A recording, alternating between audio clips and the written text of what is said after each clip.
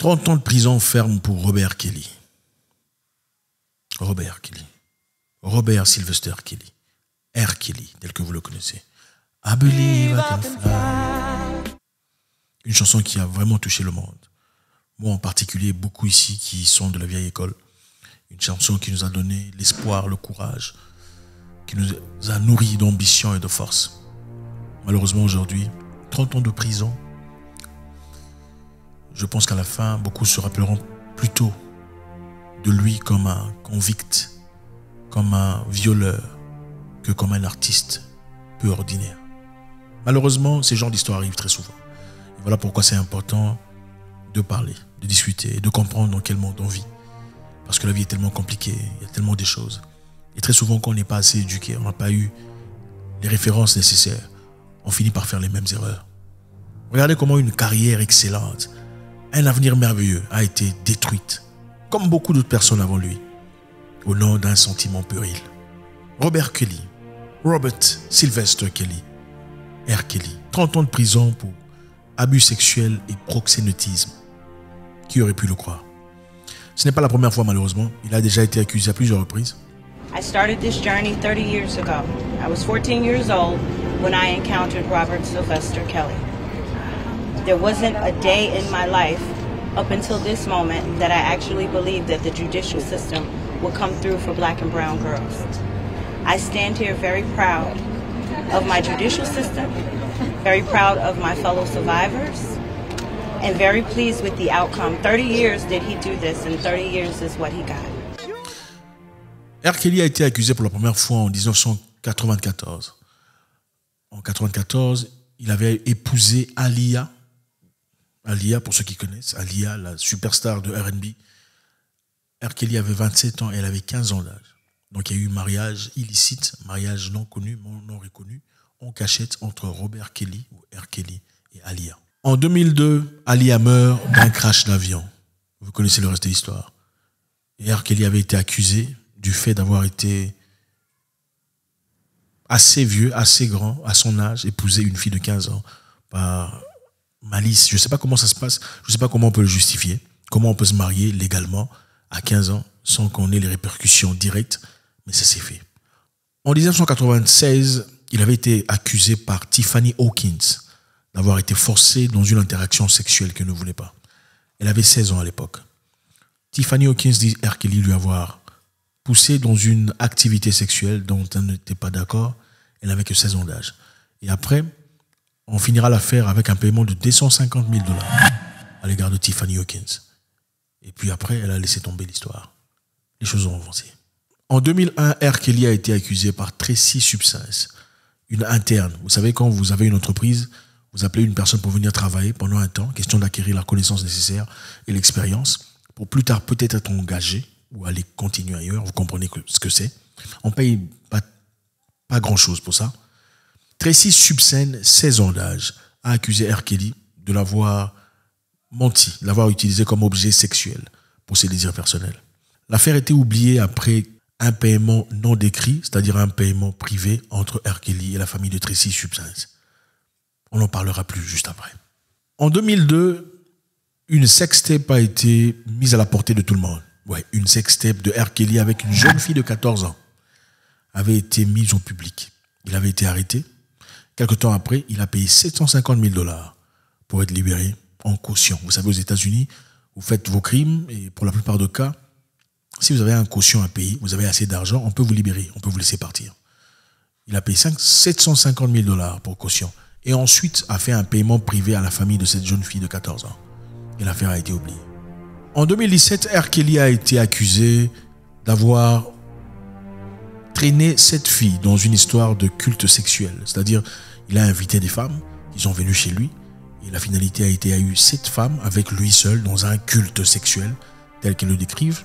L'information a été renforcée par ses travailleurs. 3 de ces travailleurs sont venus pour dire en effet c'est vrai, c'est nous qui avons organisé cet événement, ne sachant pas que la finalité serait un culte sexuel de R. Kelly avec 7 femmes. Quelles ont été les intentions? Quelles ont été les particularités à l'intérieur? Nous ne savons pas. Est-ce que c'était des histoires consentantes? Nous ne savons pas. C'était des menaces ou des choses complètement absurdes?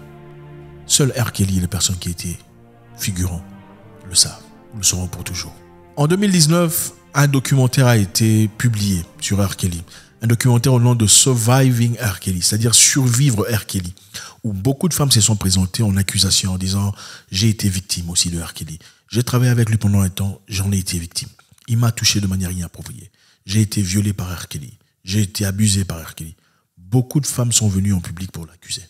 Accuser une superstar, c'est vrai, il y a beaucoup de questions qui se posent. Les gens se disent, premièrement, est-ce qu'on ne le fait pas pour l'argent? Est-ce que c'est pas pour le plumer? C'est pas pour... les questions viennent.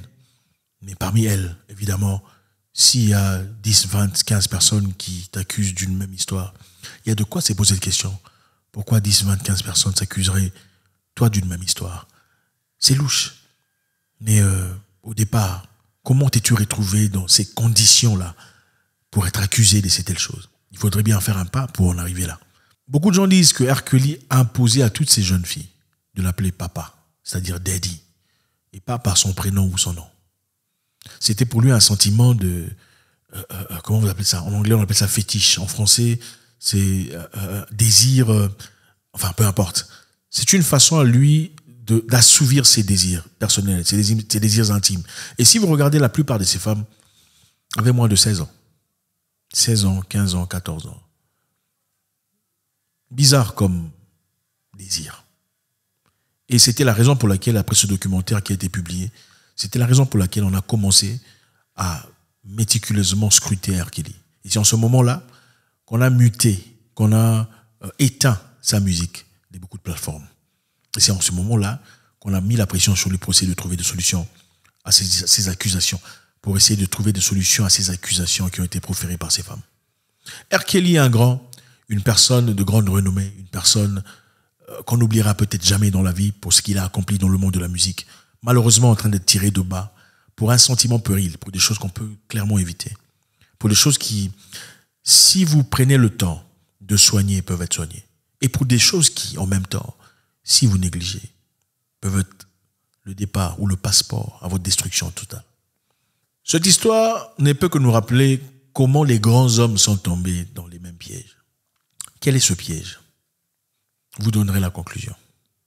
Beaucoup de grands dans ce monde sont tombés à cause de ce piège. C'est un piège très simple.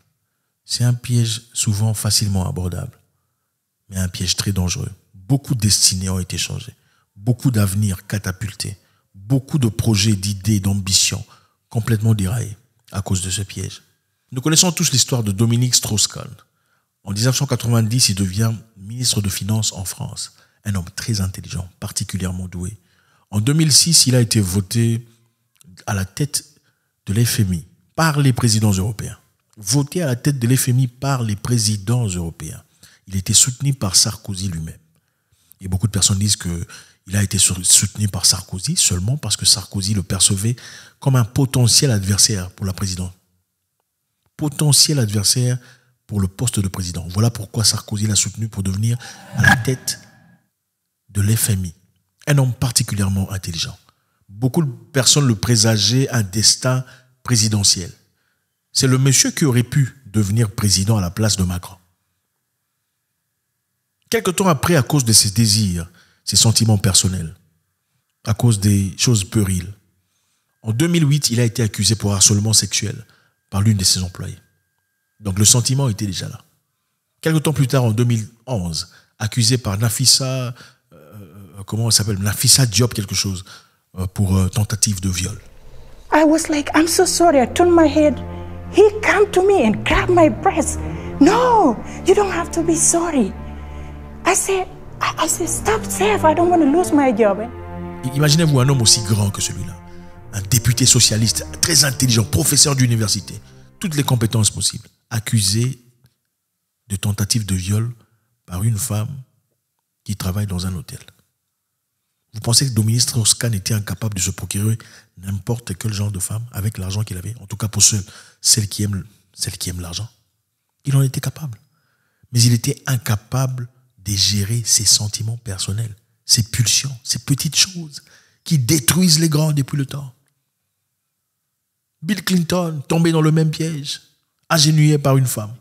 La question est réellement posée ce soir. En effet, la presse américaine s'est emparée d'une nouvelle affaire. Une liaison amoureuse entre le président et une stagiaire de la Maison-Blanche qui lui aurait demandé de dissimuler alors qu'elle était elle-même interrogée dans le cadre d'une autre affaire, celle de Paula Jones, qui accuse également Bill Clinton d'avoir voulu la forcer à une relation sexuelle. Mike Tyson tombé dans le même piège, agenouillé par une femme. Il a passé une grande partie de sa carrière en prison. Le moment le plus important où il aurait été l'un des plus grands pour toujours, même s'il fait partie de ceux-là, agenouillé par une femme. Samson dans la Bible, pour ceux qui croient en cette histoire.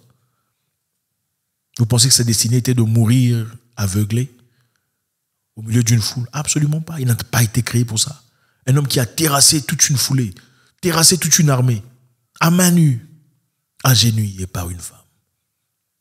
Sentiment puéril qu'il aurait pu avoir n'importe où. Aujourd'hui, je fais appel à toi, jeune homme. R. Kelly, un grand. Robert Sylvester Kelly, multimillionnaire, en prison pour 30 ans, à cause des sentiments puérils. Des choses très simples que tu peux probablement gérer. Aujourd'hui, vous courez derrière les femmes qui n'ont rien à vous apporter. Je répète, vous courez derrière les femmes qui n'ont rien à vous apporter. Et si vous y réfléchissez méticuleusement, vous remarquez que c'est au fait vous qui lui apportez tout ce qu'elle a. Financièrement, matériellement, intellectuellement, même la valeur qu'elle a, même l'estime personnelle qu'elle a, l'orgueil qu'elle a, c'est grâce à vous. À force de l'appeler, à force de dire, voici, Dieu créa la femme. Auprès d'une personne qui ne représente absolument rien pour vous. Et qui en réalité, si vous mourrez, vous oublierez le jour d'après. Revenez sur vous-même. Que vos pulsions personnelles ne soient pas destructeurs, fossoyeurs de votre destinée.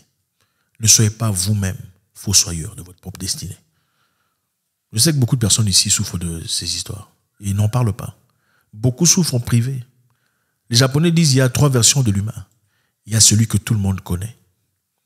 Donc la version de vous que tout le monde connaît. 2, il y a la version de vous que vos proches connaissent.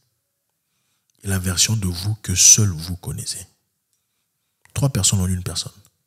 La 3e personne, c'est le vrai vous. La version de vous que vous seul connaissez, c'est le vrai vous. Le reste, ce sont des maquillages. Et beaucoup parmi vous ici souffrent de ces problèmes d'intimité, de problèmes de personnalité, des problèmes sexuels, des problèmes de tout ça là.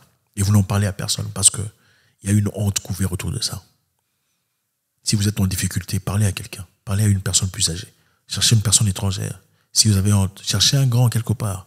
Cherchez quelqu'un quelque part qui peut-être ne vous connaît pas, mais qui aura le temps de vous aider. Une personne assez sage. Cherchez quelqu'un pour vous aider. Il y a beaucoup de choses qu'on n'apprend pas à la maison. On apprend à l'extérieur. Mais il y a beaucoup de destinées qui se détruisent pour des très petites choses sans importance. Un sentiment de 2 minutes qui part pour toujours. Et vous regrettez. Il n'y a pas seulement la prison. Il y a les maladies.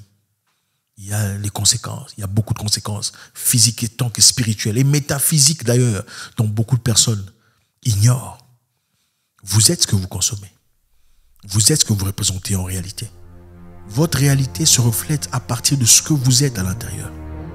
Aucune personne forte ne peut l'être s'il ne maîtrise pas sa sexualité. Aucune personne. Aucune personne. Aucune personne. God bless.